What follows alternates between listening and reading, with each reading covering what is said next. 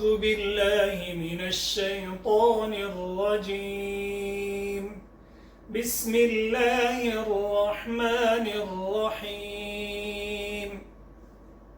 والسماء والطارق وما أدراك ما الطارق النجم الثاقب إن كل نفس لما عليها حافظ فلينظر الإنسان مما خلق من ماء دافق يخرج من بين الصلب والترائب إنه على رجعه لقادر يوم تبلى السرائر فما له من قوة ولا ناصر والسماء ذات الرجع والأرض ذات الصدع إنه لقول فصل وما هو بالهزل إنهم يكيدون كيدا وأكيد كيدا فمهل الكافرين أمهلهم رويدا. بسم الله الرحمن الرحيم. والسماء ذات البروج واليوم الموعود وشاهد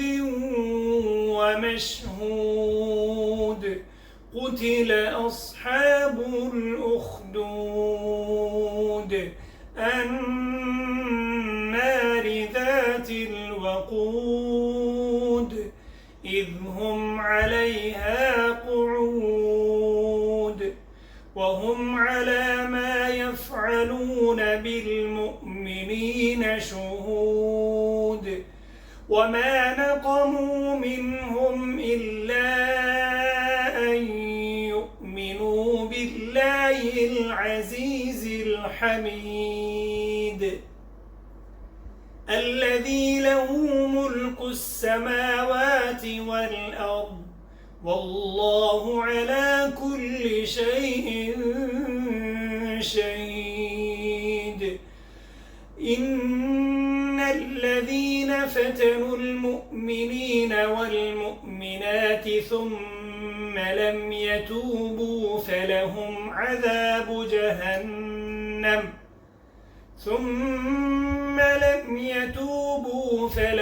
عذاب جهنم ولهم عذاب الحريق. إن الذين آمنوا وعملوا الصالحات لهم جنات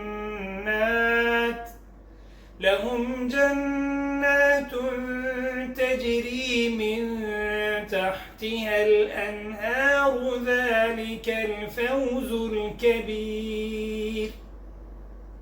إن بطش ربك لشديد إنه هو يبدئ ويعيد وهو الغفور الودود ذو العرش المجيد فعال لما يريد. هل أتاك حديث الجنود فرعون وثمود بل الذين كفروا في تكذيب والله من ورائهم محيط بل هو قرآن مجيد في لوح محفوظ. محفوظ. سامعین، آپ حضرات نے سورۃ الطارق اور سورۃ البروج کی تلاوت سماعت فرمائے. تو سورۃ الطارق یہ بھی امتحانی سورت ہے. اس میں خاص کر آپ نے را کا خیال رکھنا ہے، قلقلہ کا خیال رکھنا ہے، ٹھیک ہے. مثلا اور مد جو بھی مدیں ہیں، مد لازم، ان کا خیال رکھنا ہے. والسماء والطارق، رب باریک پڑھیں گے، ٹھیک ہے. اور قاف پہ قلقلہ، والطارق. اسی طرح وما أدراك ما الطارق، قلقلہ، قاف میں را باریک. النجم الثاقب، جیم میں قلقلہ، آخر میں با میں بھی قلقلہ. إن كل نفس لما عليها حافظ. باقی صورت آپ نے تقریباً سماعت فرما لی تجوید کے ساتھ، لیکن یہاں جو مسٹیک ہوتی ہے وہ شروع میں ہی آپ کو بتا دے. را باریک پڑھنی ہے، قاف میں قلقلہ کرنا ہے. آگے پھر چل کر آتا ہے يخرج من بين الصلب والترائب، قلقلہ. آگے رائے ہیں انه على رجعه لقادر. را سے پہلے دال کے اوپر کیا ہے؟ کسرہ ہے، تو را باریک، لقادر. اسی طرح دوسری یوم تبلی السرائر،